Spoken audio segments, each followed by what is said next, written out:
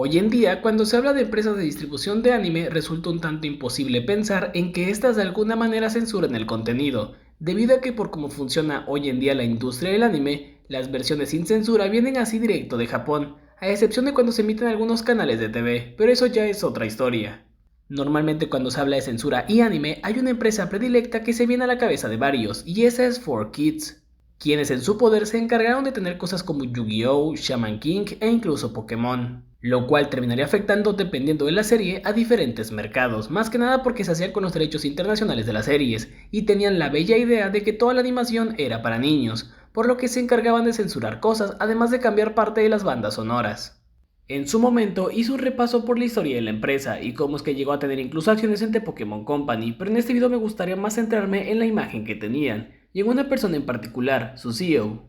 quien ya hace más de 10 años se encargó de dar algunas declaraciones que han envejecido bastante mal. Y al ser una de las empresas que tenía completamente dominado su mercado, se encargaban de soltar y admitir ciertas cosas con respecto al anime, por lo que en este video repasaremos quizás el lado del que casi nadie habla sobre esta empresa. Para que nadie se trague nada sin contexto, vale la pena hacer un leve repaso sobre qué era 4Kids y parte de su historia, para detenernos quizás en su punto más alto, y observar el lado B de lo que pasaba. Hablar de esta empresa podría llevarnos mucho tiempo, y su historia u orígenes datan incluso de antes de los 80s, pero tomaremos como punto de partida 1995, cuando nace 4Kids Entertainment. Esto debido a varias reestructuraciones, fusionando a Summit Media Group Inc. y 4Kids Productions, dando como resultado 4Kids Entertainment. La empresa se haría con una de sus minas de oro en 1998, con Pokémon. Quizás el punto más importante de esta adquisición y el motivo por el cual la licencia de Pokémon terminó en sus manos fue porque The Pokémon Company International todavía no existía,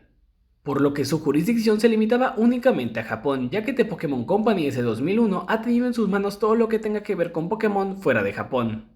Esto ya es bien sabido por todos, pero esta serie sufrió la occidentalización de 4Kids, en cambios con algunos frames para que no se viera la comida japonesa, o que muchas veces era cambiada directamente por comida americana, y los cambios más evidentes estaban en el soundtrack. Quizás lo que más destaca tiene que ver con los capítulos que fueron directamente censurados por la distribuidora, esto debido a que no cumplían con las políticas necesarias para poder ser emitidos, lo que se traduce en que no eran aptos para niños, ya que se llegaron a omitir varios capítulos de la primera temporada, además de que había escenas cortadas en varios episodios. Aún así, esto no impediría que Pokémon fuera todo un éxito. Para el 2001 salían con la licencia de Yu-Gi-Oh!, el cual tuvo muchísima más censura que Pokémon, esto debido a que a pesar de tratarse de un juego de cartas únicamente, la serie no tenía reparo en mostrar armas y hablar de cosas relacionadas con la muerte. A principios de los años 2000 pasaría otra cosa importante, y es que viendo el éxito de Pokémon era lógico que 4Kids iba a querer más de eso. Fue por eso que en el 2001 decidieron comprar una pequeña parte de The Pokémon Company, y ese mismo año se establece The Pokémon Company International. Esto eventualmente haría que 4Kids tuviera que dejar de lado a Pokémon. Saltándonos un buen tramo de la historia de la empresa, que para este punto no nos interesa tanto, llegamos a mediados de los años 2000, 2004 para ser más específicos, año en el que One Piece ya llevaba un rato en emisión, y era una franquicia sumamente exitosa en Japón. Ese año, 4Kids anunció que había adquirido la licencia para Norteamérica y otros territorios. Y a finales de ese mismo año, septiembre para ser más específicos, la serie debuta en pantallas de Norteamérica con todo y doblaje. El problema es que la serie estaba bastante censurada. El doblaje tenía censura para que tuviera un lenguaje mucho más suave, y en lo visual, la sangre había sido eliminada, y parte de la trama había sido cortada. Esto se terminó replicando incluso en Latinoamérica, donde el doblaje de la serie nos llegó con la misma censura que para la gente de Norteamérica. Para este punto, los fans ya pueden expresar su enojo con respecto a cómo estaba siendo tratada la serie, y quizás lo que más terminó por acentuar el tipo de personas de la distribuidora fueron sus declaraciones al respecto, ya que comentaron que los fans iban a tener que aceptar que la serie estuviera disponible en dos estilos, una versión para TV y una supuesta versión la cual no iba a tener cortes e iba a estar sin censura. Esta última iba a ser distribuida por Viz Media, pero todo fue puro show, esto debido a que si bien Viz Media sí se encargó de la distribución en formatos caseros, como ellos no habían tenido nada que ver con el doblaje, no pudieron obtener una versión sin cortes. Además de que esta versión nunca existió, por lo que la versión que llegó en formatos caseros fue la misma que en TV, es decir, la versión con todo y censura. Aquí es donde nos detenemos con respecto a la historia de la empresa. Si bien esta siguió cosechando éxitos más adelante y siguió adquiriendo series, podemos marcar lo que para muchos sería el inicio del fin de la empresa. Para este punto podemos traer a la mesa a nuestro agente principal, Alfred Kahn, el CEO de la empresa, una persona que si bien había hecho buenos negocios con 4Kids, parece que tenía alterada la percepción de la realidad con respecto al anime y el futuro de la industria en general. Como ya he comentado a lo largo del video, 4Kids se encargaba de hacerle a las series una versión con cortes, aunque eventualmente la versión sin censura de estas venían en los lanzamientos en DVD. Sin embargo, por allá el año 2005, el CEO de la empresa dejó en claro que el mercado para las versiones sin cortes era menor al de las versiones cortadas. Y es que, como veremos más adelante con el asunto de One Piece, 4Kids en realidad no se preocupaba por el demográfico que no era su objetivo, los cuales eran niños de 6 a 11 años.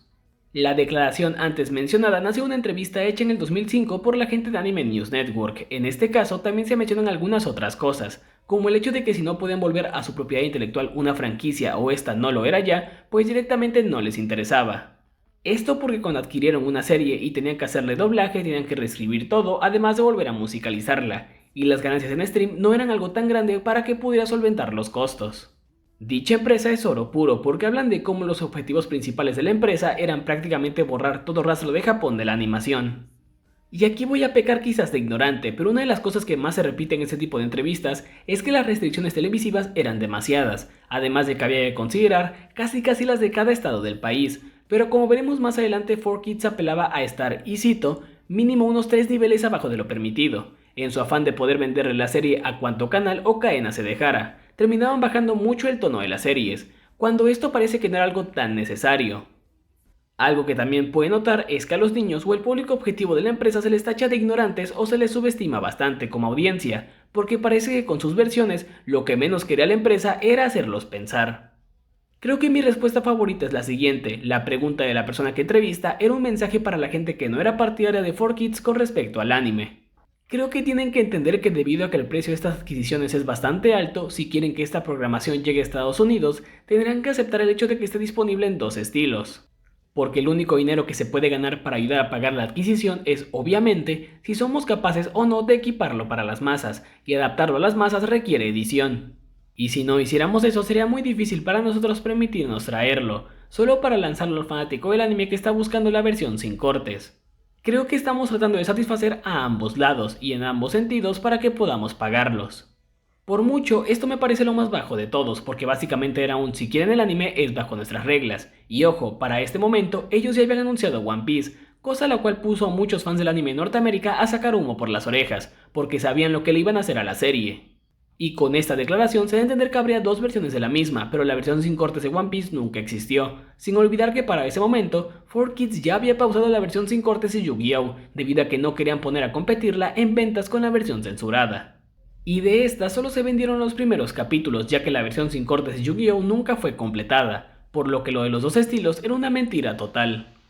Una de sus declaraciones más fuertes nos lleva al año 2006, a la Comic Con, en la conferencia de novelas gráficas. Aquí hay que traer a la mesa que por aquellos años el anime y manga no estaba pasando por su mejor momento. En cuanto a lo animado se refiere, tienes que se producía anime a lo desgraciado, y para abaratar costos, pues la animación se mandaba a realizar a otros lugares de Asia. Eso es algo bastante normal y sigue ocurriendo hasta el día de hoy. El problema era que las ventas en formatos caseros iban en picada, por lo que nadie quería perder dinero, y se producían series que no tenían muchos aspectos positivos. Quizás el caso más conocido para poder ejemplificar esto sea Musashi Gundo, una serie que era realizada en su mayoría en China, y cuando les llegaba el material, tenían el calendario de producción tan apretado que no podían corregirlo, lo que hacía que la animación final pareciera más bien un borrador de lo que en verdad querían hacer. Y ese era el día a día de muchas producciones. El manga tampoco estaba pasando por su mejor momento, y es que para el año 2007, revistas como la Weekly Shonen Jump estaban registrando una caída de circulación en 2 millones de unidades. Esta revista no sería la única que sufriría, ya que también antes de que se reportaran bajas ventas en la revista semanal, la Monthly Shonen Jump había dejado de circular. Kodansha en su momento declaró que solo había 2 revistas que le estaban generando ingresos, y de ahí venían los recortes, y bueno, hace unos años, en el 2021, la Weekly Shonen Jump había reportado sus ejemplares en circulación más bajos desde 1970. Pero en resumidas cuentas ni el anime ni el manga lo estaban pasando bien, por lo que había motivos para hablar de una crisis.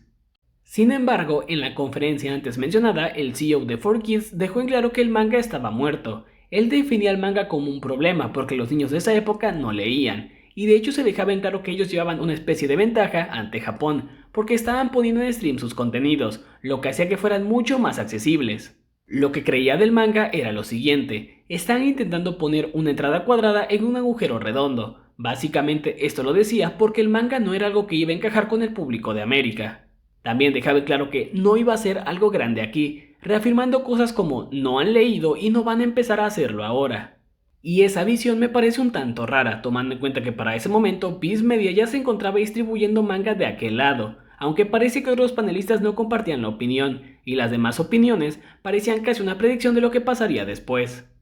El editor de Pantheon Comics comentaba que el siguiente paso era saltar a lo digital, que ahí se encontraba el futuro de las novelas ligeras y los cómics, comentando que el futuro se trataba de hacer converger la tecnología con el modelo de contar las historias de los cómics, además de que al no ser algo ajeno, podrán adaptarse para consumirlos de esa manera.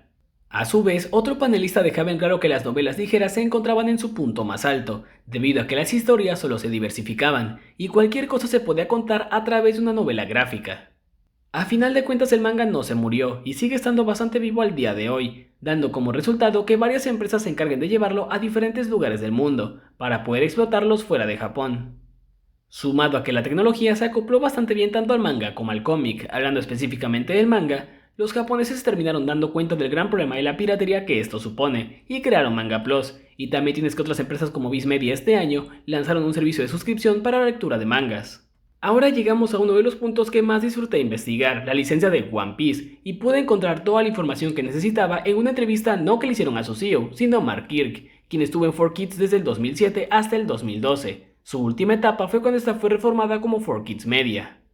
Todo el asunto de One Piece da para un video aparte, pero empecemos por el principio. ¿Por qué 4Kids iba a licenciar One Piece si esta era una serie que iba a ser abismalmente difícil de modificar para su público objetivo? Pues lo que ocurrió fue lo siguiente. De acuerdo con Mark, quien para cuando One Piece fue licenciada aún no trabajaba en la empresa, comenta que probablemente los tratos de Shaman King y One Piece se hicieron juntos, ya que esto era algo bastante común, pero que por aquellos años, si querías algo exitoso, debía ser algo para niños. Para empezar, porque las líneas de juguetes no quieren productos para adolescentes o gente mayor, el grosor de su mercado son los niños.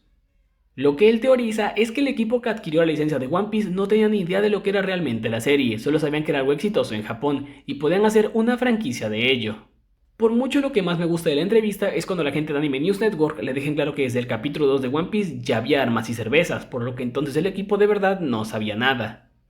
Eventualmente, cuando lograron adquirir la serie y les llegaron los archivos maestros, fue cuando se dieron cuenta de lo que tenían entre manos. 4Kids funcionaba de la siguiente manera, o al menos así lo describe Mark. El equipo que se encarga de las negociaciones tiene que estar en constante comunicación con el de producción, porque puede ser que hacer las modificaciones para una serie sea algo muy caro, y deben saber qué es lo que están licenciando. Esto era así cuando él entró, pero antes de eso, él comenta que esos pasos lo más probable es que no existieran.